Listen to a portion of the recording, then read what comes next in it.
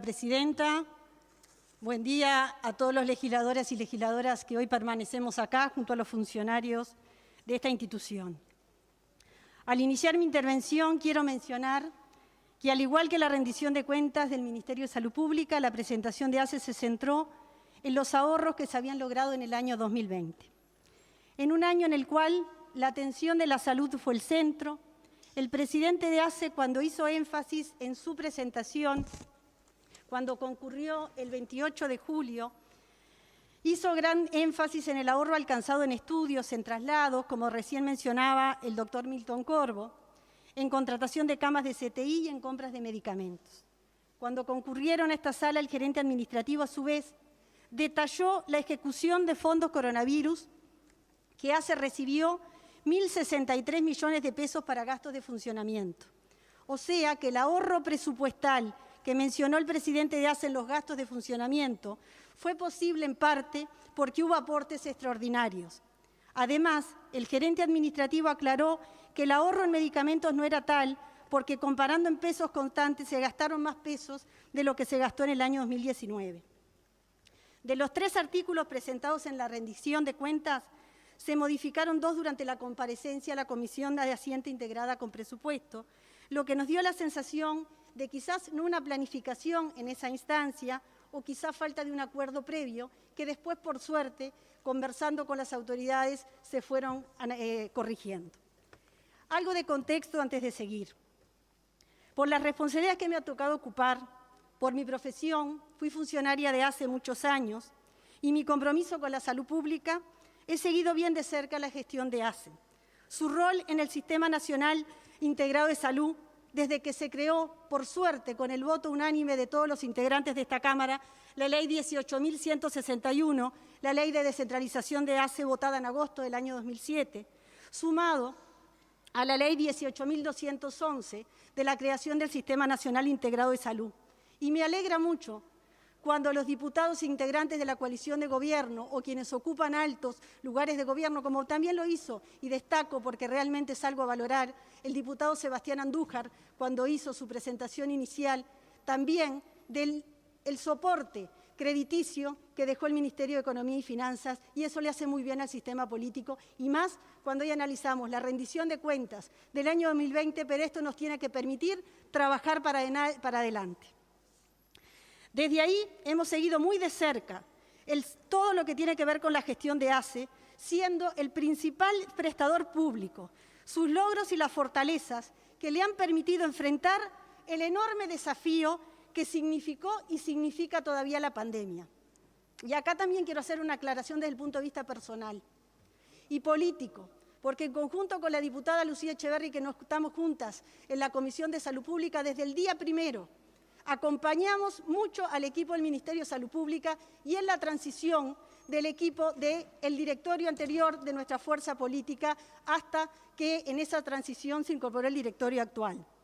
Haciendo un poco de historia, en el año 2004 el promedio de gasto por usuario de ACE era el 30% del promedio del gasto que tenían las IAM por afiliado. A finales del año 2019 el promedio era del 85% del promedio de las IAM.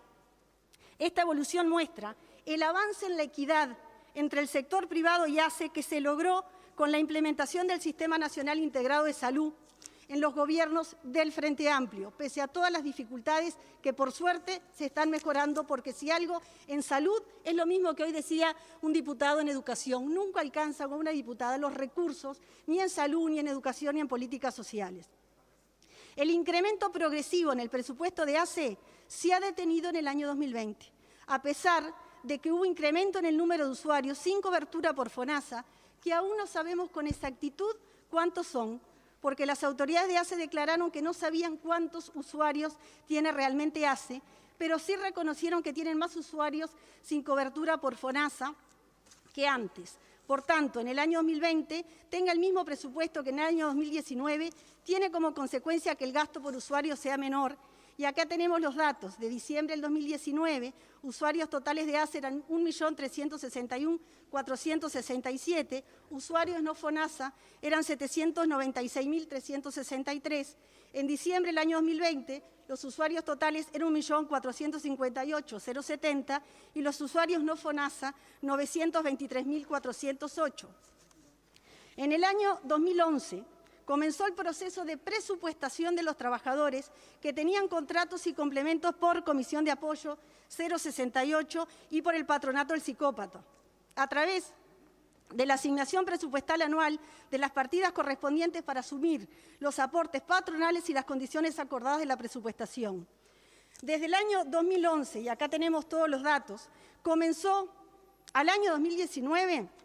se presupuestaron 2.289 trabajadores dependientes y 1.284 profesionales no dependientes. También se presupuestaron complementos,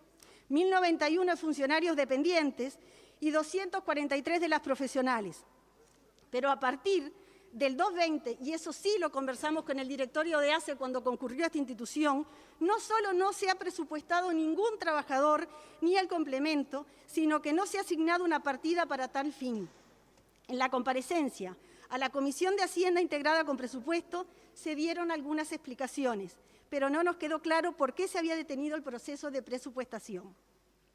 Como resultado del proceso de planificación estratégica, desarrollado entre el 2010 y el 2012, se definió un modelo de redes integradas de servicios de salud de base regional que propuso planificar la red de servicios de salud de ACE basada en regiones de salud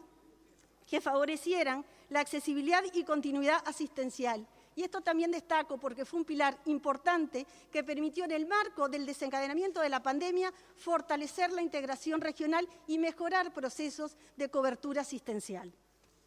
Leyendo la presentación del presupuesto y de la rendición de cuentas, celebramos que esta nueva administración haya mantenido la misión y la visión de ACE, que resultaron del proceso de la planificación estratégica que culminó en el año 2013.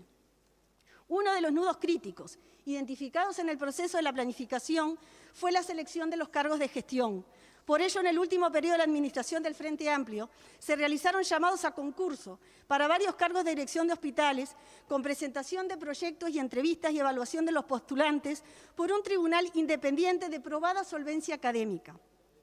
Se firmó un compromiso de gestión con los seleccionados, con metas e indicadores que se deberían cumplir para continuar en el desempeño de la función.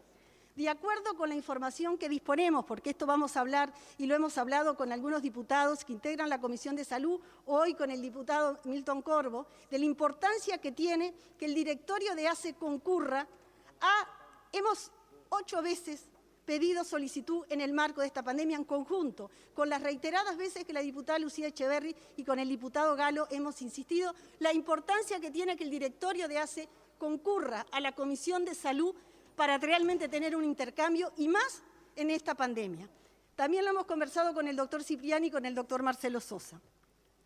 Según la información que disponemos, de las funciones quedan hoy en curso las direcciones del Centro Hospitalario Pereira Rosell y del Hospital Pasteur. También permanecen los cargos concursados de la gerencia técnica y una de las adjuntas a esta gerencia. Todos los demás cargos fueron relevados de su función y en su lugar fueron designados profesionales en forma directa por compromiso político, y eso ha significado un retraso en lo atinente a la profesionalidad de la gestión, que ya se había identificado que era un núcleo a corregir. Hay un proyecto también presentado por el equipo de la diputada Lucía Echeverri que va en esta línea y hay compromiso, después de esta rendición de cuentas, ponernos a discutir esto. Con respecto a los artículos, específicamente en lo que refiere al primer artículo del inciso, se preguntó cuáles eran los gastos que pensaban reducir o eliminar del grupo 2 para transferir al grupo 0. Y no se nos respondió con claridad. El gerente administrativo respondió que todo es dinámico y que tiene que ver con lo que se está ahorrando los gastos de funcionamiento, pero que no podía ser más explícito, que en este año podrían ser algunos y el año que viene otros, porque dependía de las mejoras en la gestión. Además de la imprecisión en las respuestas, nos tomó por sorpresa la afirmación de que los datos enviados por ACE al SINADI estaban mal. Es sorprendente que el directorio y el equipo de gestión de ACE no analicen la evolución de uno de los principales indicadores que tiene el prestador más importante de atención médica en nuestro país, como es el número y la composición de los afiliados. El presidente ACE dijo en la sesión que había iniciado una investigación y que había desvinculado a los funcionarios supuestamente responsables. También esto es realmente preocupante, que después de más de un año en la gestión de ACE, no se tenga claro cómo se construye el padrón de afiliados de ACE, que no se tenga claro que existen dificultades para registrar y mantener activos en el padrón a los usuarios que no están bajo la cobertura por FONASA. La modificación realizada en el sistema informático en abril del 2020, que provocó un incremento de usuarios informado al SINADI, fue informada a la Gerencia General por información que nosotros tenemos, que cuando venga el directorio de ACE la conversaremos. ¿Cómo puede ser que ahora el presidente de ACE, después de más de un año que ocurrió este cambio, diga que los números están mal? Pero además intentó explicar que había existido dolo en ese cambio, cuando fue el equipo de gestión que lo planteó. ¿Estaban mal los números? No. ¿Estaban mal los datos en las administraciones anteriores? Tampoco. El sistema de identificación de usuarios sin cobertura por FONASA es muy complejo. Solo lo sabemos quienes hemos trabajado vinculados al área de la salud, particularmente la complejidad que tienen los sistemas de información de la Administración de Servicios de Salud del Estado. Pero no es admisible que las autoridades de ACE lo desconozcan y que incluso se plantee una auditoría y una investigación como si fuera algo extraño y se cese a funcionarios que nada tienen que ver con la gestión del sistema de padrón. En definitiva, no sabemos cuántos usuarios tiene ACE, cómo se llegó a la conclusión de que el aumento de los usuarios no FONASA había sido solo de 20.000. Realizaremos un seguimiento a este tema porque es un tema que tenemos conocimiento y podemos aportar. Por otro lado, no menos importante, es la incertidumbre con respecto a los más de 2.300 vínculos laborales que no están contratados a través del Fondo Coronavirus. Estos datos nos hemos enterado a través de la prensa, en declaraciones que el doctor Cipriani ha hecho con las instituciones del Sindicato Médico, de la Federación de Funcionarios de la Salud y con la Federación de Médicos del Interior. Parte de las respuestas a estas preguntas nos enteramos por la prensa después de la convocatoria, por eso insisto que es muy importante que trabajemos todos los integrantes de esta Cámara en realmente trabajar en el ámbito de la Comisión de Salud. El otro tema que genera incertidumbre es el presupuesto para las unidades docentes asistenciales. No son rubros salariales y por ello no tienen previsto el incremento salarial. Todos los años se realizaba un refuerzo presupuestal para cumplir con estos incrementos, pero ello no ocurrió este año y, por tanto, algunas de las UDAs peligran en cuanto a su continuidad. Como cierre, quisiera expresar que en esta rendición y respecto de ACE no tuvimos las respuestas adecuadas y no sabemos cómo se está planificando la pospandemia, solo datos por la prensa o lo que las actividades que relató el doctor Corvo y que están en los documentos de la rendición de cuentas, pero realmente no es un plan de salud con indicadores, con metas, con acciones, con presupuesto. Nos enteramos de los temas y de las novedades por la prensa. Tampoco hemos recibido la visita, como dije, del directorio de la Cámara de Salud, que es muy importante en esto. El prestador más grande de salud y en el marco de la pandemia tiene que tener un contacto muy directo con los integrantes de esta Cámara. Esperamos entonces que el directorio pueda asistir a la brevedad y podamos conocer de primera mano, intercambiar, construir, ver dónde están las fortalezas y debilidades y trabajar, porque si es algo complejo, lo sabemos todos, es lo que es administrar la salud, lo que es la administración de una institución que tiene más de 900 lugares de atención, donde tiene 1 millón